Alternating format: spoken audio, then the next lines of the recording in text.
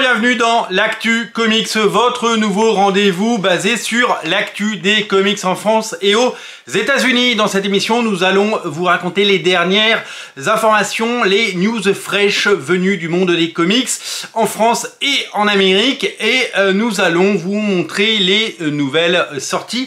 Nous sommes là pour vous montrer ce qu'il y a de meilleur dans l'industrie du comics. Le rythme est prévu à raison de 5 émissions par semaine minimum, et s'il y en a 6 tant mieux, s'il y en a 7 eh bien c'est génial. Nous allons suivre évidemment les news qui tombent, moins il y aura de news, moins les émissions seront grandes. Nous prenons le temps de raconter ces histoires et de vous montrer de quoi on parle. Nous allons commencer avec les annonces concernant les comics, puisque de nombreuses annonces ont été faites ces dernières semaines dans l'univers des comics, avec l'annonce en mai du prochain crossover qui va animer l'univers Marvel avec Blade en tête de gondole. Ça s'appelle Blood Hunt, c'est signé par Jed MacKay, scénariste de Moon Knight, et dessiné par Pepe Larraz. Pepe Larraz, dessinateur, vous le savez, des X-Men, dessinateur, vous le savez, de la série Big Game, et Pepe Larraz, dessinateur de House of X, la série culte de Jonathan Hickman. C'est une série qu'on attend pour le mois de mai, qui va mettre en scène l'ensemble du Marvel Universe avec le Doctor Strange, avec Captain America, Black Widow, Vision, mais aussi Miles Morales. Le dessin promotionnel est signé par Lenin Francis Yu, et c'est l'événement de l'été qui vous attend. À propos de Pepe Larraz, il signe également les couvertures de ce qu'on appelle la fin de l'ère Krakoa, The Fall of Krakoa. Vous le savez, cette parenthèse ouverte par Jonathan Hickman il y a bientôt 5 ans va se refermer cette année avec 2 séries qui vont conclure. House of X avait lancé le bal, Fall of the House of X va conclure cette saga. Il y aura 2 mini-séries sur le même modèle que House of X Power of 10, avec Fall of the House of X et Rise of the Power of 10. C'est Pepe Larraz qui fera les couvertures de Fall of the House of X. La série Fall of the House of X de 6 numéros sera scénarisée par Jerry Duggan et dessinée par Lucas Werneck, un superbe dessinateur que je vous invite à découvrir si vous ne le connaissez pas. Rise of the Power of 10 sera quant à lui scénarisé par Kieron Gillen, qui a fait un travail formidable sur les X-Men récemment, et dessiné par quelqu'un qui revient, Hervé Silva, le dessinateur de Power of 10, va dessiner Rise of the Power of 10, qui va conclure la série. Une fois que ces épisodes seront parus aux États-Unis, une nouvelle ère nous est promise, puisque X-Men From the Ashes, c'est le titre de la nouvelle page qui va s'ouvrir, de nouvelle ère des X-Men. Nous n'avons pas pour le moment plus d'infos, nous avons juste un logo avec le vieux logo des X-Men, vous savez, en 3D, celui qui a servi pour la série animée, et un From the Ashes écrit par un stagiaire. C'est pas glorieux, mais c'est tout ce qu'on a à se mettre sous la dent pour le moment en termes de marketing. Certaines rumeurs annoncent que Gail Simone pourrait être scénariste des X-Men. Aucune confirmation pour l'heure, c'est tout simplement pour le moment juste une rumeur. Aux États-Unis est sorti un one-shot pour célébrer les 60 années X-Men. Il s'appelle Original X-Men. Il est signé par Christos Gage et dessiné par Greg Land, qui n'en finit plus de s'auto-citer.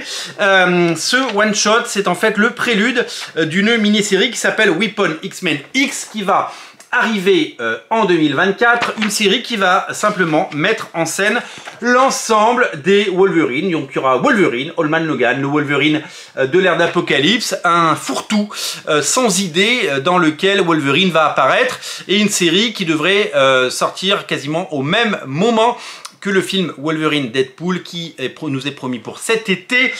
Une série qui va mettre en scène plusieurs Wolverine, plusieurs multivers, et donc qui devrait faire écho au film, qui devrait avoir le même tempo. La couverture et les couvertures seront signées par le fantastique Dike Ruan, incroyable dessinateur du 4e tome de Magic Order de Mark Millar. Cette série va être scénarisée par Christos Gage, qui a déjà fait ce one-shot, et dessinée par Yildiray Cinar, une série qui devrait rencontrer un certain succès, sans nul doute, mais une série qui pour le moment sent un petit peu le réchauffer dans l'univers des X-Men, une nouvelle série Deadpool, un nouveau numéro 1, ça faisait 2 ans que ça n'était pas arrivé, eh bien, nous est promis avec le scénariste de Miles Morales qui est Cody Ziglar, et au dessin c'est Roger Antonio. À propos de Spider-Man, une série qui va s'appeler Shazam Curse of Kane va mettre en scène Ben Reilly qui s'appelle maintenant Shazam et Kane. Donc cette série, pour le moment on n'a pas les équipes de créateurs, nous ne savons pas qui c'est, mais ils vont une nouvelle fois recycler les clones pour essayer de nous faire un événement estival.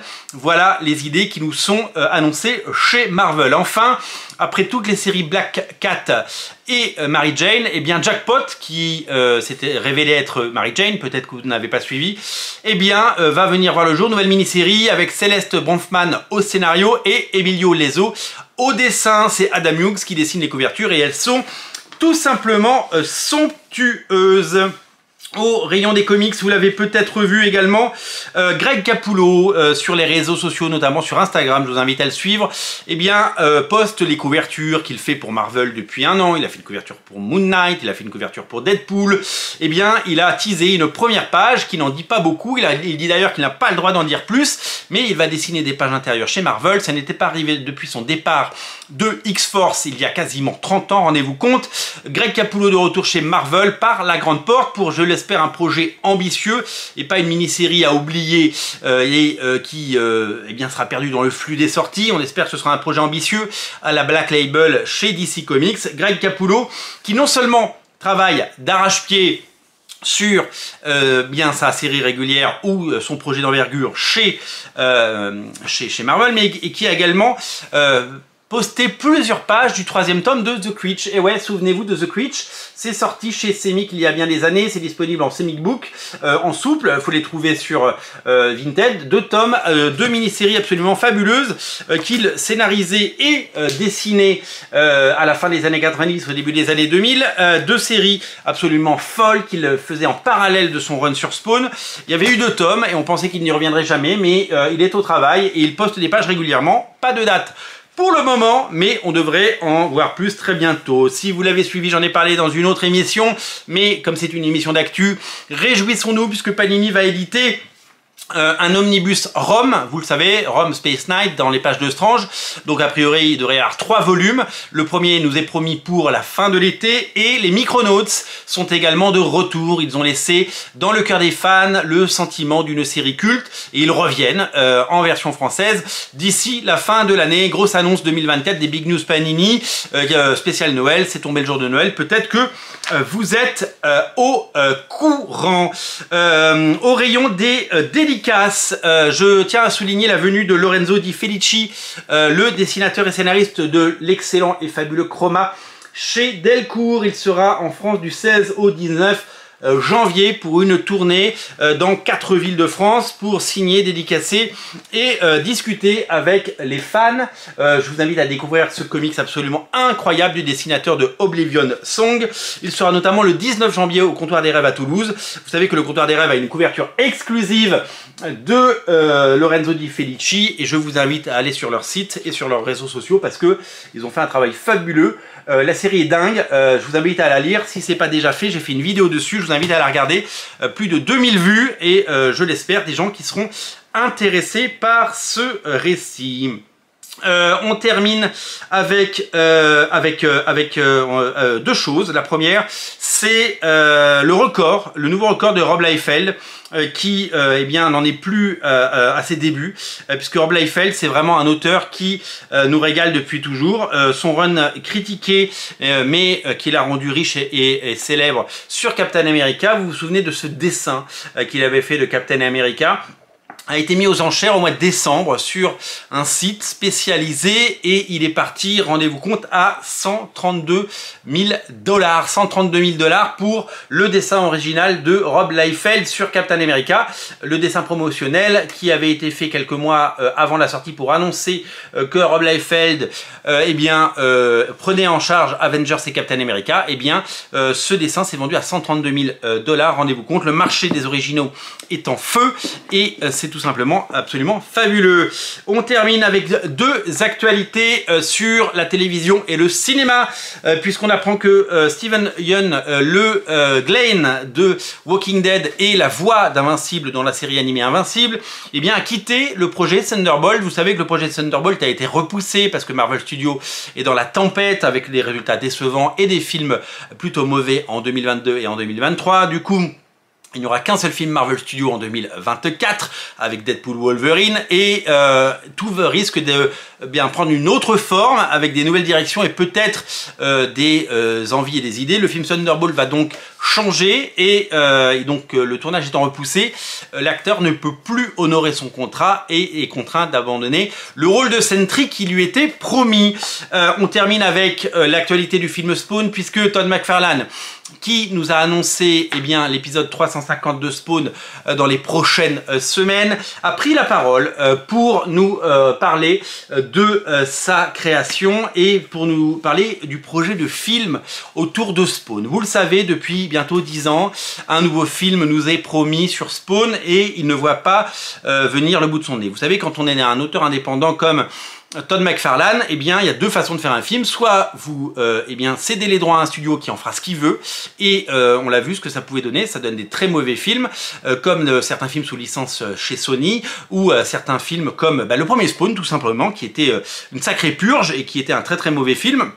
Même s'il était précurseur dans beaucoup de choses, le manque de budget, le manque d'ambition et le manque de talent avaient fait que le film eh bien, souffrait de lacunes absolument incroyables. Comme il veut avoir le contrôle et qu'il veut un bon film Spawn, eh bien, il ne cède pas les droits, il veut continuer à superviser le projet, mais du coup, les studios ne klaxonnent pas pour le produire et c'est difficile de le financer. Il avait bien beau signer avec Blumhouse, le projet n'a pas décollé, il avait beau avoir trouvé des scénaristes stars, le projet n'a toujours pas été terminé, la grève des scénaristes et des acteurs a évidemment repoussé tout de quelques mois.